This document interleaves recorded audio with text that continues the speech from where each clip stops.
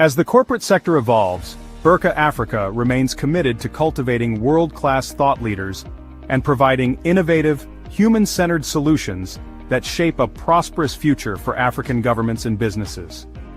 About Burka Africa.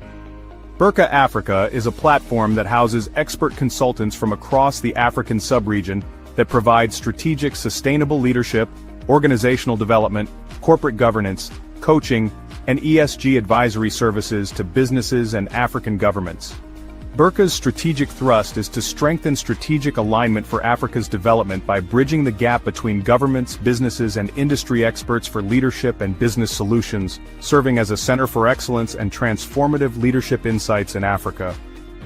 The consortium is dedicated to shaping ethical, visionary, productive, and sustainable businesses and leadership across Africa. Through advisory, training, and coaching, Burka supports executives, managers, and organizations in achieving excellence, growth, and sustainable impact. Visit our website www.burkafrica.com for more information.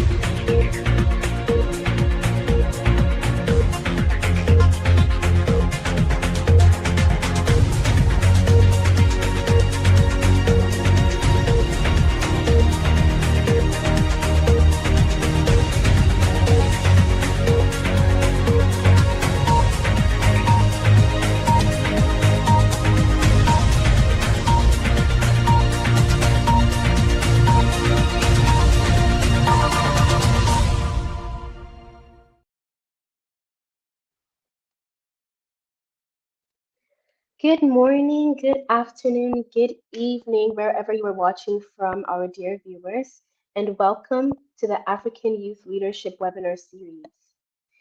This series today is an amazing one. Personally, I think so, because it explains how entrepreneurs can build successful businesses in Africa by understanding the continent's unique opportunities and challenges,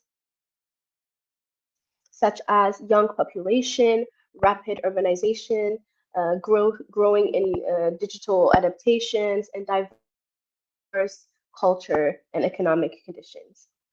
Participants will learn that businesses succeed in Africa generally, but it depends mostly on creating affordable, accessible, and customer-focused solutions that address local needs. The session covers practical business models, including subscription, digital platforms, franchising, distribution networks, cooperatives, social enterprise, mobile enable businesses, and value-added agriculture. It also highlights the importance of technology, innovation, partnerships, and solving local problems to create sustainable businesses, jobs, and long-term social and economic impact. Today with me, I have two amazing speakers. Let me introduce Bless Tete Ojo. He is a versatile professional with expertise in business consulting, digital marketing, project management, entrepreneurship training. He is the founder of ABC Ahead Business Consult, Able Digital Marketing Solutions, Lucrative Farms Enterprises, and the Center for Professional Development and Continuous Learning. Over the years, he has consulted for more than 100 SMEs, supporting their growth through strategic planning, customer service, training, and marketing solutions. He has also facilitated numerous training programs, both online and in person, impacting young people in entrepreneurship, digital skills, leadership, business strategies, and personal development. Bless holds a Bachelor of Business Administration, Banking and Finance from KNUST, and an Executive Certificate in Business Administration from Accra Business School, alongside professional certificates in digital marketing, project management, visual assistance, leadership, management, and social entrepreneurship. He is very passionate about entrepreneurship and teaching. He continues to mentor, consult, and inspire the generation of African entrepreneurs to build sustainable and impactful businesses. Thank you so much for joining us. You are so welcome.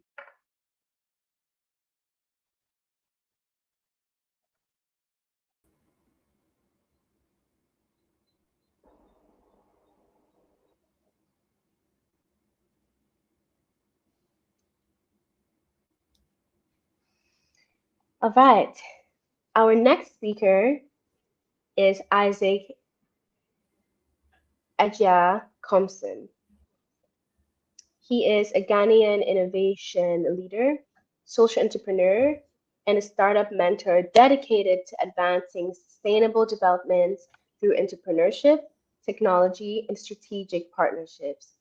He is the founder and CEO of Kia Start, Kia Startup Consultant, where he empowers African entrepreneurs with business development, fundraising readiness, and AI-driven innovation to build scalable, impact-driven ventures. With over 7 years of experience spanning entrepreneurship development, project management, humanitarian coordination, and digital transformation, Isaac has worked with startups, NGOs, international partners to strengthen innovation ecosystems and promote inclusive economic growth. He also leads Hope Fusion Africa, a flagship initiative of Kia Start, focused on youth empowerment, entrepreneurship, and sustainable community development. Isaac has spoken at leading regional international forums on artificial intelligence, smart urbanization, entrepreneurship, and the future of work, including the African Education Trust Fund Conference, Data Global Hub, and Ghana Digital and Innovational Week. Thank you both so much for joining us today. It is such a pleasure and an honor to have you with us. Sure, thank you too. Thank you for having me here. Yes, it's our pleasure. It's our pleasure. So before we dive in, I just want to give our dear audience and viewers a little bit of objectives to say, just so that they know what they're coming out of for today's session. So by the end of the webinar, the participants will be able to, number one, understand what a business model is and why it is so critical to business success. Number two, identify business models that have proven effective in African markets. Number three, they will be able to recognize how local markets realities influence business model ideas or designs. They will be able to appreciate the importance of innovation, adaptability, and customer-centered thinking. They will learn how partnerships, technology, and networks contribute to business growth. So let's dive straight into it. Are you ready? Yes, please. Awesome. Okay. So the first question I have for you both is, what is the difference, would you say, between having a good business idea and having a successful business model?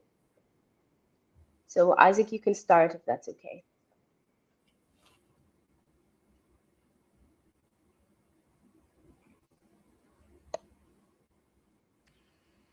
Okay, thank you so much for the opportunity to be with all of us here today. So we are looking at having a successful business model that is able to create value and also uh, with time is able to retain its opportunity. So when we look at a successful business model, we are saying that we are looking at a model, one, it understand the market that you are serving. A model that can be able to maintain a stand for a couple of number of times. Let's say about 10 years time or 5 years time. There are some businesses that come into existence and within a year, this business are no more. They spend a whole lot of money into building brand image, and this brand image just consume a whole lot of money. It has a higher percentage of their capital expenditure, and within them or in their mind, they are saying that they are building a business, forgetting about how they can get people that will pay. Because if we're building a strong image, spend a lot of money in advertisements, and at the end of the day, the people that you are serving doesn't have that economic opportunity to patronize, that's to go into their pockets, get money, and pay for your products. That doesn't work well. If we're trying to build something that will be able to scale up in the next future.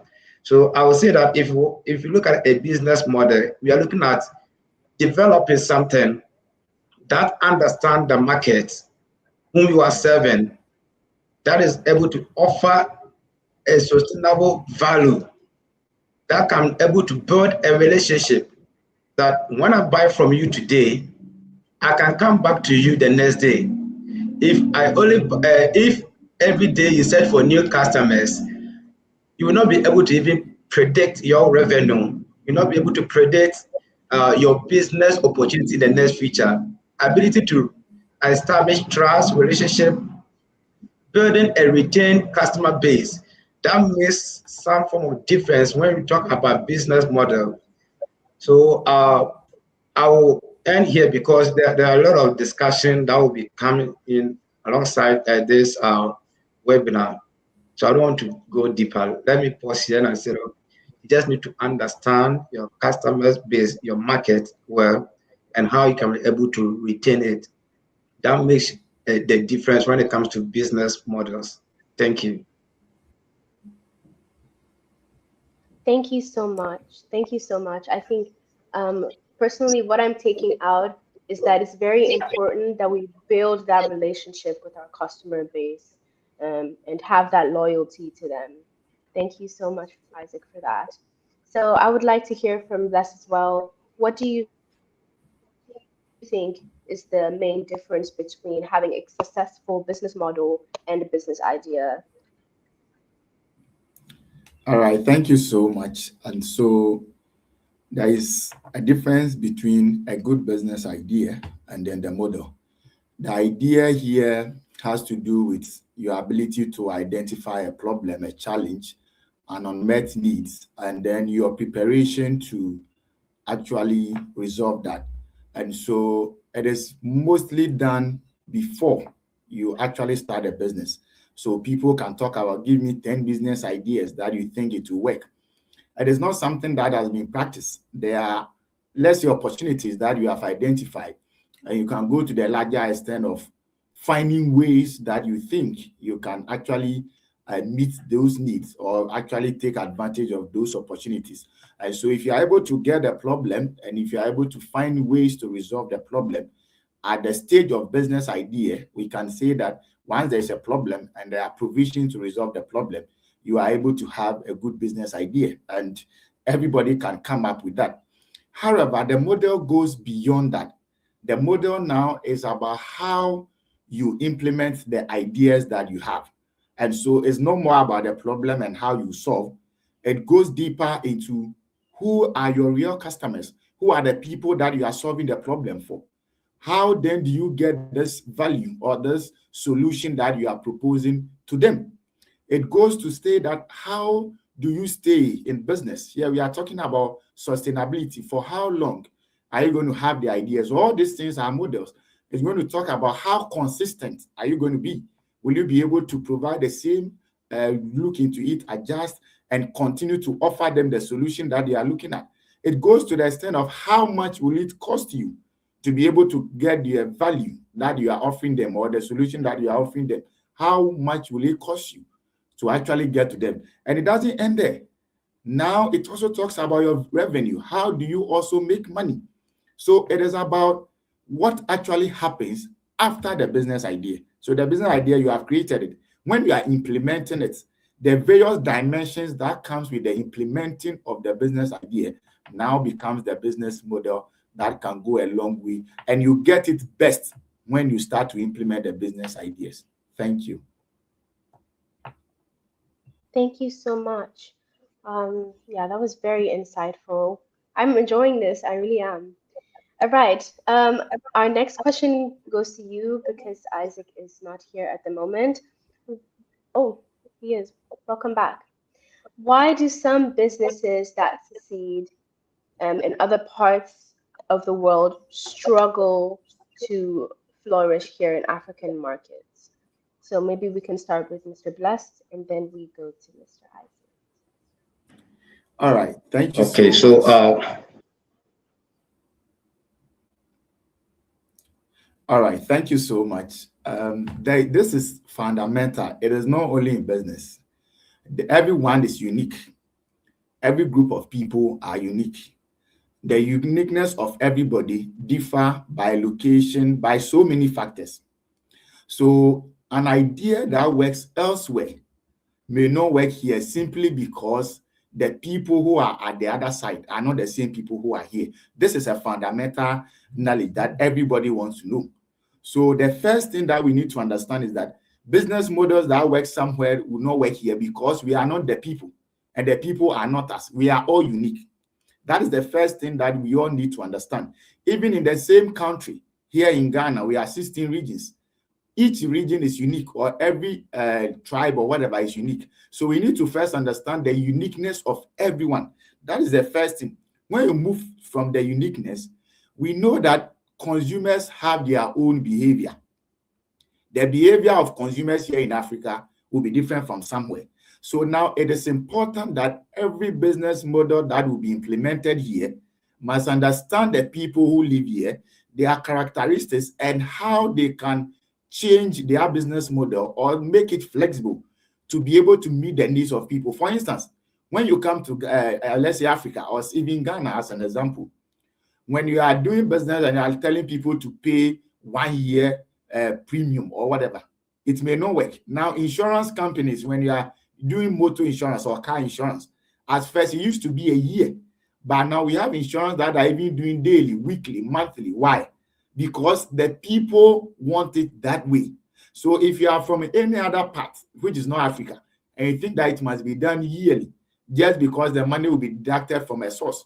And you come to Africa where people have irregular incomes and different sources of living, you may fail. Yes, the business will work, but the medium, the model will have to be changed a little. Now here, we value culture, we value, traditions. And so what is ordinary somewhere will be different in this place. So there are so many things, and the central point has to do with uniqueness. We are unique.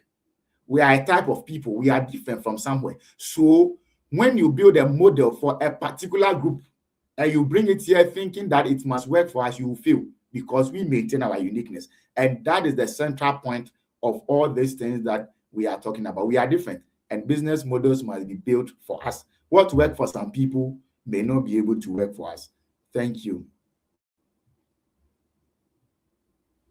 Thank you so much. Thank you so much. We are unique. And so what might work for another continent might not work for us. Thank you so much for your input. That was beautiful. All right, so we're gonna move on to the next question. How can entrepreneurs design businesses that address the realities of rural and underserved communities? Isaac, this goes to you. Okay, so we are looking at how to build a business or design a business for rural and underserved communities. So I would say that don't build for communities without first learning from them. Sometimes you need to spend a whole lot of time listening to them. So when we look at, we have opinion leaders, we have local leaders within the communities. This is the best opportunity to partner with them. We have this kind of associations. You partner with them, you go to them, you understand their need, you understand their problems. So, for example, you want to build a technology businesses for a rural community in Ghana here, and you want to leverage on online payment system only. Taking into consideration the literacy nature, it will even prevent them from using your product or services. And only if you go ahead and build such a business, you are rather run at a loss. You are better for people who doesn't need what you have right now. So if you go to rural community, they love using mobile money. They love using the USSD. That is the best solution for them. So I would say that if you want to build something for the rural community, first understand them, go to them, listen to them. Don't assume. Your assumption will never work because we are all different people with different way of relating, with different way of doing things. Even how we react to situations are different. We might be twins, but the way we think, the way we dress, the way we speak, the way we behave will always be different. So until you listen to me, until you draw closer to me, you will never understand what I want or what I need. So if we indeed we want to serve the rural community, build something for the rural community, then we need to go to them, be within them, listen to them, understand them. Then you can be able to provide a solution that will be what they want. Thank you. Thank you so much. That was beautiful. I would love also for our viewers, please feel free to comment or write whatever you think in the comment section or in the chat. You are very welcome to do so. That was really beautiful. I think a lot of us, don't even have the understanding that it is very important to be with the people, and actually build the relationship, get to know them. There is no better way. Thank you so much for that. Mr. Bless, I would like you to also share your thoughts on the same question of how can entrepreneurs design businesses that address the realities of rural and underserved communities? Okay, thank you so much. And I think, like Isaac mentioned, being with the people is very key. One of the things that we always assume is that people that are in the rural areas are poor people. Poverty is relative. And so we think that once somebody is living in a rural area, automatically they are poor. One. Two, we think that everyone want to move from the rural area to the urban area because of rural urban migration, urbanization, and all those things. But you see, those things will be on the rise, but there are still people that would like to stay in the rural areas, no matter what you have done. The only thing that will change is that the population will be reducing because a lot of people are moving. One, they are not poor in the first place. When you consider your how much you spend in a day to them, you may think that you are spending good amount of money and they are not spending much. But whatever amount they spend is okay for them. And per the life that is around them, they think that they are okay over there.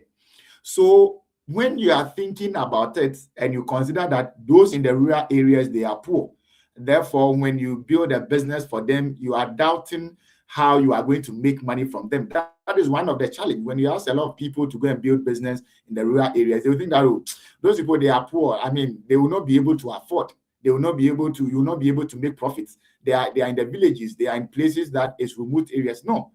Once you understand them, you have been with them, and you are able to understand what they need. Once you are able to offer them something that they need, that is within their capacity, they are able to afford. So if you are building sandals for people, and you think that those who are in the rural areas, they are barefooted, and because you think they cannot afford sandals because that's why they are barefooted, you may be wrong. To some people, it may even be their culture or their tradition.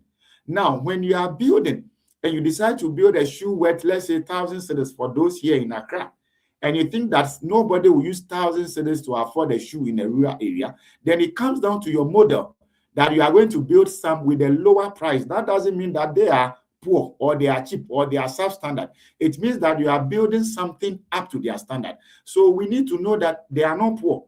That is to say that people don't even want to build at all, left alone thinking of how, because they think that those people are poor. They have their own life and they are living. And like Isaac mentioned, when you are with them and you understand them, you are able to build something that will actually meet their needs. Thank you so much.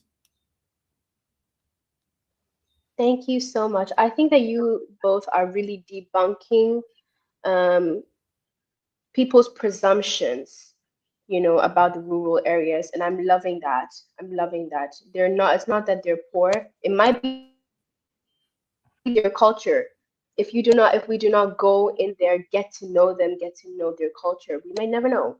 So thank you so much for bringing that up again. All right, so we are gonna move into innovation and technology. So the question is, how has mobile technology transformed business opportunities for the young entrepreneurs here in Africa? We can start with Mr. Isaac.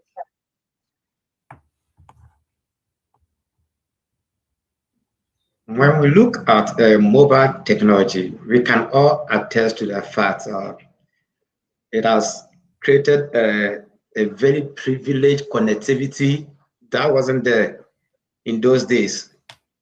Now, the Mokola woman doesn't care about how you are going to pay her.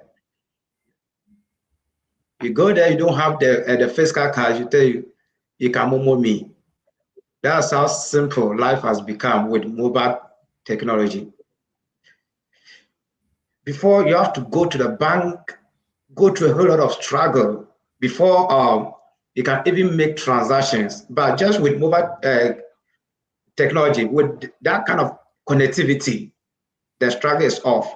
So it has given us that kind of freedom, the confidence to do business without no struggle. Imagine using Ghana as a case study, and you have a product in Accra, and there's someone at Kumasi or someone at Sunyani want to buy that product. Now, without the opportunity of mobile technology, it could have been difficult because that person has to travel before getting access to such product and even making payments. But because of mobile technology, the ease of doing business, it doesn't matter where I am. With a payment system, with a product ordering, it doesn't matter. Just with a click of a button, going to Facebook, going to your e-commerce website, I can just go through a product I need. I can just check the feedbacks people have given. Even sometimes if you want to buy something, you need to understand the kind of feedback people are giving, because that informs you to know that this product is good or this product is bad. And before, you cannot assess all these things when you want to buy product. But this thing gives out the opportunity. So with this kind of integration in business, it makes an entrepreneur thinks in a different way of making sure that nothing becomes a barrier. Not geographical location, not payment system. Because I can buy products here in Accra, being at Sunyane, and I can buy the products. There will be a delivery arrangement through the mobile platform. They can deliver it to me. I can go ahead to make payments without not going to the bank. It can be through Momo, can be through the payment system like Paystack. So I would say that mobile technology has even bring more easiness when it comes to entrepreneurship. You don't need to worry so much. There's trust in there, and there's no more fear. So that is the opportunity that it has bring to us in this kind of a mobile world. Let me put it, we are in the mobile world. So this mobile technology has bring that kind of the confidence, the freedom, and the easiness in doing business. And we need to address it as an entrepreneurs. Thank you. Thank you so much for that. Yes, we are in a very technology advanced world. And yeah, there are so many pros to it. So please, Mr. Bless, I would also love to hear your perspective on this question on how mobile technology has transformed business opportunities for young entrepreneurs in Africa. All right, thank you so much. And so I'll just share from two perspectives, that is market size or market share, and then accessibility. I think my brother have shared a lot on other part. Now, when you stay in a rural area before, you realize that people put fish on their head and they carry it along from household to household. Somebody puts clothes and they move from one village to another. What are they doing? They are looking for a market, and they are also making it accessible. What they are trying to say is that the kind of people that we want to serve are not limited within our jurisdiction, or even if they are there, we want more. So we are taking the product to different places where we can potentially get access to other people. And that is what mobile means. Mobile means movement. So the mobile technology has made it possible for product to move so fast and to different places that humans cannot be able to get to. Then the more you move with product, the bigger share of market you have, or the bigger market that you have. The more you move with your product, the more accessible the product now becomes. It doesn't mean that the physical product must be at a particular place before we say that it has been moved. So we are talking about delivery systems, we are talking about payment platforms, we are talking about different geographic areas. So you can be here and make your product available at the doorstep of somebody in Tamale with just a picture of your product. What does it mean? It means that you are creating a market in Tamale where you cannot be physically present. What does it mean? It means that you are making the product accessible at the doorstep of someone. So the mobile technology, among all, has given us a bigger market, one, and two, it has also made it easy for us to move product from wherever it is to the doorstep of the customers. And these are things that customers always look out onto, making product available for them, accessible for them, that at any time at all that they need, they will be able to get it. And so That is what it has become. And then you cannot say that, oh, for me, I used to have a physical location, and so it is working for me. And so there is no need for me to get into mobile. Yes, you can be doing. But what you need to know is that when you employ the mobile, you are going to get like times 2, times 3, times 4, times 10 of the same share that you are having. So will you like to hold on to one whilst you have opportunities for 2, for 3, for 4? It is something that you think about. And as an entrepreneur, since we are looking out for opportunities, I think that we will all embrace this one, make good use of it, and our businesses will go far. Thank you.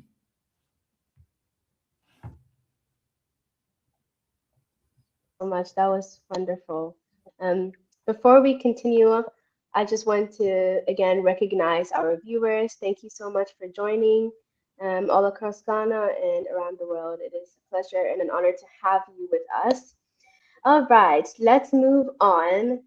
Which sector do you believe offers the greatest entrepreneurial opportunities, and maybe would, over the next decade, and why? Let's start with Mr. Bless, please. All right. Thank you so much. We will be able to speak based on needs and then unmet needs of people and then actually a problem.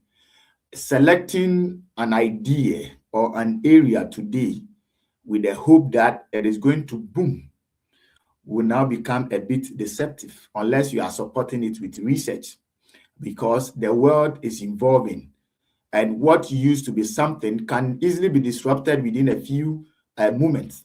We are here, and then for all we know, AI is here, whether you like it or not, even though there are challenges. However, when we are approaching it from challenges or problems or needs of people that we think that they are very reoccurring, and in any case, they will still be in need, then we can look at sectors like the agriculture sector. Agriculture sector, because people continue to eat and we still have more shortage when it comes to food insecurity and all those things comes in. Personally, I have a couple of acres of cassava farm.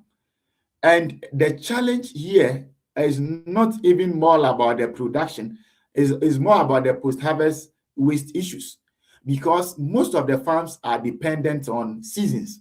And once the season is there, we have the product in abundance. Once the season is out, they are nowhere to be found.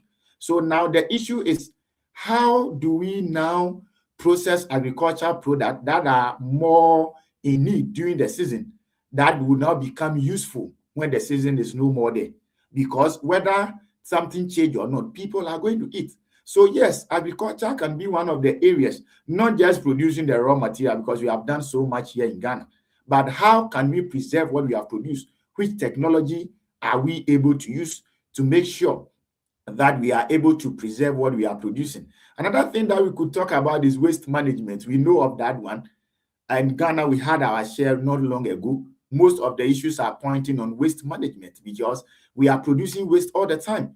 And now government is looking at banning some product which we think that they are producing more waste and all other things. And waste has always been our challenge. And once it's a challenge, it means that there are so many opportunities that are in there. The last thing that I want to talk about is digital skills. Whether we accept it or not, digitalization is taking over. And as a business person, whether you want to enter into it as a full area or you want to add it to your business, digitalization cannot be taken for granted because of where the world is heading towards.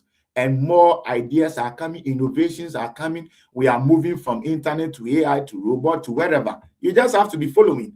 And once you are following, you are sure that because this is the sector that is leading, because this is the area that is leading, definitely people will still be chasing that and it will be in demand. So I just want to talk about these three, and then in subsequent discussion, we will talk about more. Thank you so much. Thank you so much. That was really wonderful and very helpful.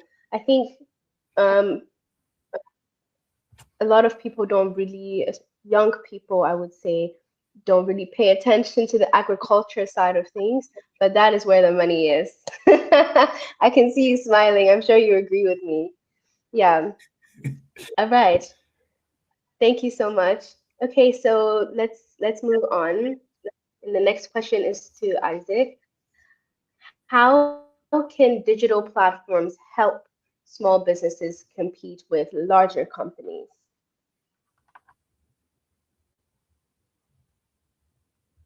Okay, thank you so much.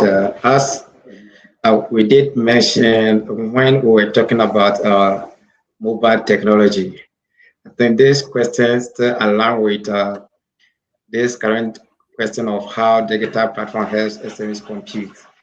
So I would say that now, as we discussed in our earlier conversation, that it has reduced barrier. Before, there were geographical barriers when we wanted to transact business. Uh, like mostly, if I have products in Accra or if I have products in Nigeria, it remains Nigeria. It becomes a physical product that unless somebody is find his or herself within that location, then he can make purchases of the product or services that I have. But with this kind of digital platform, now all these barriers has been broken. And you see, before it used to be, let's say the big companies like Amazon that were playing the game of reaching higher market share.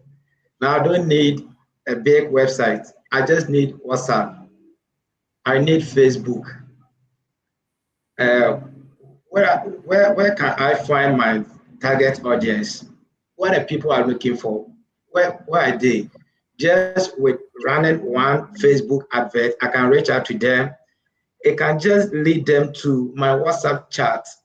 When it comes to WhatsApp chat, you see, we are missing this. When it comes to WhatsApp, that's where we do the actual business.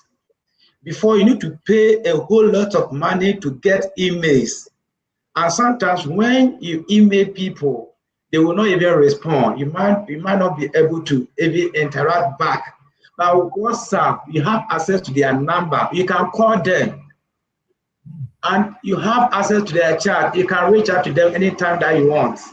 And one advantage is the WhatsApp broadcast. See, now SMEs, you don't need to run adverts over and over and over again. The first advert that you ran, you got access to, let's say, 100 people or 200 people. Now this become your database. This become your possible customers now and in the future. Some people might not show interest right now, but let us draw this conclusion. They will never click the advert if they don't have any interest in it. Maybe there's one or two reasons why they did not buy from you from the first instance. So now they become a potential pool that you need to migrate them gradually from awareness through out to conversion until they become a full paying entity or full paying customers, and even to the extent of retaining them. For this, I've done this for some couple of time. Let's say around 2023, I started running adverts for some of my services. And from 2023, I ran 2 or 3 adverts. Since then, I've not been running any adverts again. Those adverts that I ran have become my clientele that every day through referrals, and they coming back. So with just WhatsApp, Facebook, WhatsApp, now I have a business running with less expenditure. Imagine if there's no technology, how much I'm supposed to incur. Having a billboard, how much does it cost you to have one billboard in just one location? And look at the number of billboards that you need to have in several locations. How much are you supposed to spend on TV adverts, radio adverts? I spend as less as 200 CDs, 100 CDs running adverts, getting some kind of people, and these people becomes your customer and now becomes your referral-based customers. The only difference is how to establish relationship. So technology or digital transformation will create a business for your SME, But the only thing to sustain it and make it a repeated customer, and even to the extent of referral, is building a relationship around it, creating that kind of trust. So I would say that with digital transformation, you don't need to suffer. You have WhatsApp, good. You have Facebook, good. You have this kind of, if you want people to be paying you from outside Ghana here and any part of Africa, you need to get pay stack. There's no challenges because you put in your either your mobile money number or your bank number as a way of receiving cash, and they have more options. You don't want to make the payment through a bank. You don't want to make the payment through debit card, credit card. It is easy for them to make the payment. There's no struggle anywhere. So digital transformation is helping SME in so many ways. We just need to look at how we can position ourselves and see which one will benefit us. And if we're able to do this kind of research, we are good to go, and we are in a very powerful business model. Thank you. Thank you so much. Thank you so much for that. Seize the opportunity. So let's move on to growth and sustainability. The question is, how can partnerships and collaboration accelerate the growth of youth-led businesses? Let's start with Mr. Bless first. All right. Thank you so much. Without partnership, without collaboration, no human being can even exist on the surface of the earth in the first place. Most of the things that we do in business has to do with fundamental rules that has to be with humans. Each and every one of us here, none of us could live on this earth without another person. That is one thing. It applies everywhere in life, not only in business. So if it is something that leads to the existence of a person on this earth, how much more business that has been created on the surface of the earth? Which business is created by one person to serve one person? We don't have any like that. Which business is created by one person? Let's even take those people who do, let's say, dressmakers. So you have one machine, you sit in a room and you prepare dress, and you think that you are doing it all by yourself. Why? You don't know where the fabric came from, where it moved from, how you bought it, your needle, your thread, and all those things. So not even youth-led businesses and not businesses. We all need collaboration, proper collaborations. We all need partnership. But here in Africa, we have issues of selfishness where somebody thinks that how much they make must come to them. That is one thing. Secondly, people are having trust issues because somebody associates with another person and it didn't go well. So they think that when they bring that in there, it's not going to work. And so a lot of businesses that have potential to grow are now sinking because we don't open up. Now, partnership goes beyond just writing a proposal, signing with somebody, and think that they could go. Let me give you an example. I run Center for Professional Development and Continuous Learning, and there we teach skills. And I have so many skills I've been teaching, but it got to a point, I think that I need to do more.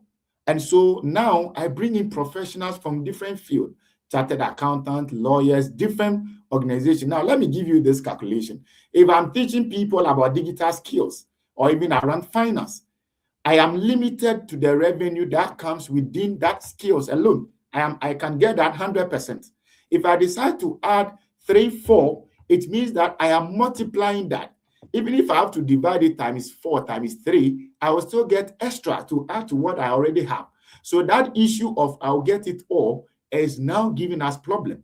And we need to understand that humans' existence is dependent on another. And if we want to do it well, if we want to reach others, look at yourself feeding 1,000 people. How long is it going to take you? And 5 people feeding the same number of people. How long is it going to take you? So we need to know that without collaboration, we cannot even exist in the first place. And that happens in business. And in management, we talk about synergy, that when you put people together, what they are able to achieve is bigger than what each and every one of them will achieve individually. So we should know that the collective effort of others will go a long way. It is not going to register a business as a partnership alone. That is called partnership. Involving people in any way that they will contribute to the business is a form of partnership. It can be formal, it can be informal. Anyhow that you put it, that you are not doing it all by yourself and you are involving others, is something that is not something, it's not optional. It's the foundation of existence of human being, and that goes beyond. And as I conclude, look at the big organizations that we're talking about here. KFC is everywhere because they have franchise. They could have said, be in their country and say that they will be opening branches across Africa or across the world. How long is it going to take them? But with franchise, they are able to extend. And people who doesn't understand business doesn't even know that KFC is running a franchise. They think that the original KFC is opening branches everywhere. But you and I know, look at some of the filling stations and what they are doing. So as young as we are, let's understand that we cannot do it alone. Learn how we can effectively collaborate. Collaborate for maximum impact. Thank you so much. Thank you so much. Collaborate for maximum impact. That was wonderful. All right, let's move on. This is a question that I personally like because it's very practical. So if, let's say I was to build or launch a business today, what business model would you suggest that I choose, and why do you think it would succeed in our local market?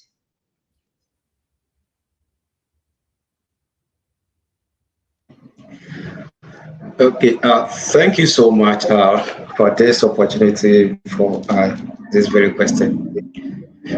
There is this thing that we need to look at. See, when you are starting a business new, it is all about an assumption.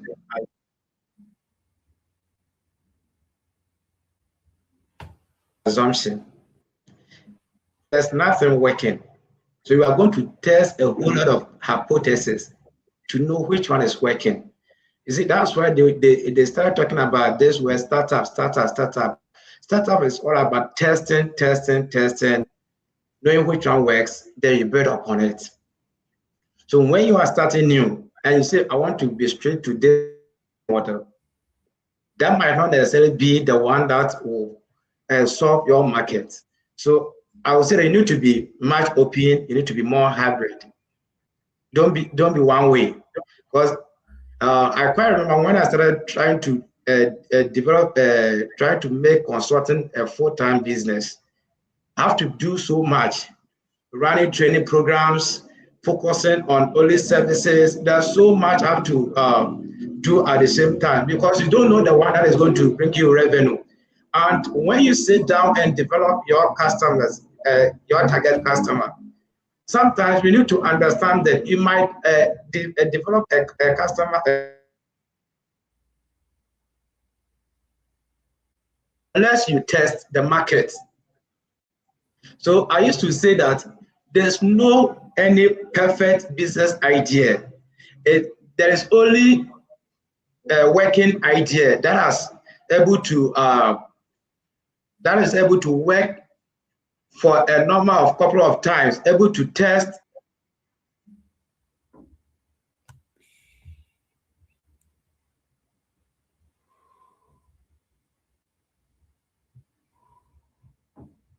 Yourself, you are not doing yourself good. You are lying. You don't have good idea.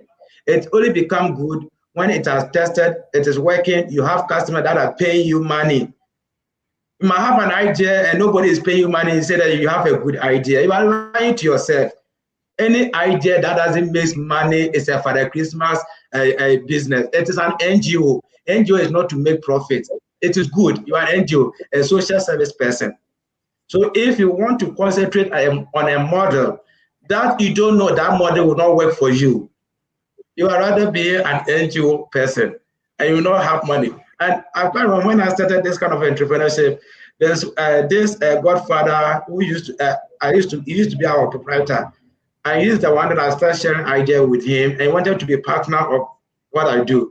But this is one question that he asked me, how do I make money?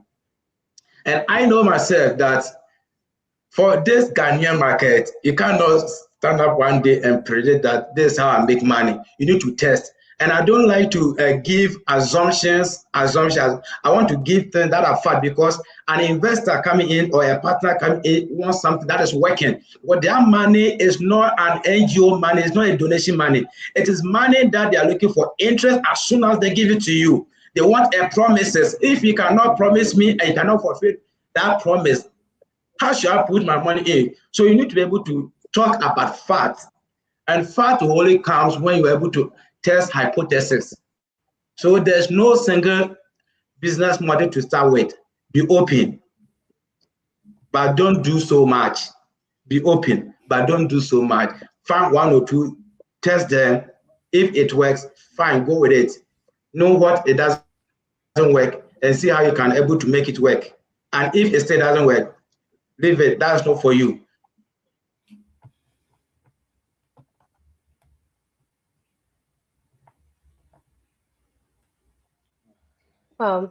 That was really insightful, and also really, I like how direct and real you were. It brought a lot of life to the conversation. Thank you so much. It would be really good if Mr. Bless could also share just a little bit, because we're running out of time, but I would love to hear your perspective on this as well. All right, thank you so much. And so, like Isaac mentioned, you will not be able to have a model that you think it works. However, there are some characteristics of a model that you are building that when you are able to apply those characteristics, you are able to be sure up to some percentage that you'll be able to be successful. We are looking at your ability to make every model that you are building accessible to all. So let's take, for instance, you are into food business. You have established, you start selling. Yes, whether food business will be profitable or not is a different discussion. But you should have it in mind that one of the key things that will make it work is accessibility. When people want it, you should be able to make it at their doorstep. Another thing can be affordability. Affordability here doesn't mean that it is cheap. It means that the pricing model that fits the income of the people that you are serving. That is what affordability is talking about. So when the people can afford it in bits, you make it like that for them. When they can afford it in bulk, you make it like that for them. Another thing is flexibility. Like Isaac mentioned, when you are going, there are things that will show up. So your ability to readjust, your ability to turn your ideas upside down to ensure that it's able to meet the needs of the people is a characteristic that, irrespective of the model, is key. The last thing, for the sake of time, that I'm going to talk about is technology. Whatever we are doing today, we must know that technology should be at the center of it, whether the business model will work or not. One of the key things that people will look out for to know that this business will work is your ability to include technology in what you are doing, because the world is now moving on technology. We are all at different places, but we are having a conversation as though we are at the same place. And these are some of the things. So if somebody is coming to do webinars and say that will it work or not, we can say that one of the reasons that will make it work is your ability to use technology that is able to connect people from different locations. So some of these characteristics applied to every model can state some chance of it being successful, even though it may not guarantee 100%. I separate you from someone who is not putting any of these things in place. Thank you. Yeah, thank you so much. Thank you both so much for your input in today's conversation. It was very insightful. I learned a lot, and I'm sure that our viewers did as well. Please feel free to comment or share in the chat box something that really impacted you in our conversation today. Thank you both so much.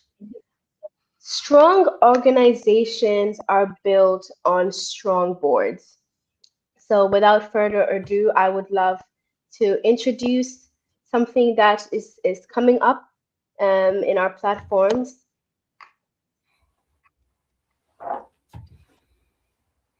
In today's rapid world, business environments are changing. Boards are expected to provide strategic directions, strengthen governance, oversee risk, and drive sustainable growth. Join the exclusive board strategy and strategic oversight coaching program organized by Burka Africa in partnership with the Institute of Directors, Ghana.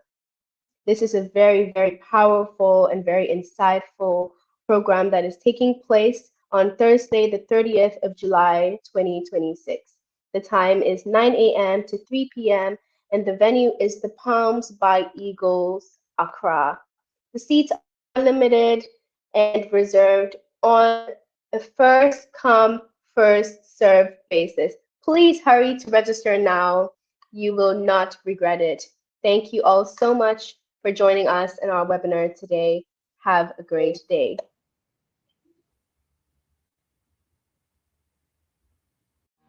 As the corporate sector evolves, Burka Africa remains committed to cultivating world-class thought leaders and providing innovative, human-centered solutions that shape a prosperous future for African governments and businesses. About Burka Africa. Burka Africa is a platform that houses expert consultants from across the African sub-region that provide strategic sustainable leadership, organizational development, corporate governance, coaching, and ESG advisory services to businesses and African governments. Burka's strategic thrust is to strengthen strategic alignment for Africa's development by bridging the gap between governments, businesses, and industry experts for leadership and business solutions, serving as a center for excellence and transformative leadership insights in Africa. The consortium is dedicated to shaping ethical, visionary, productive, and sustainable businesses and leadership across Africa. Through advisory, training, and coaching, Burka supports executives, managers, and organizations in achieving excellence, growth, and sustainable impact. Visit our website www.burkafrica.com for more information.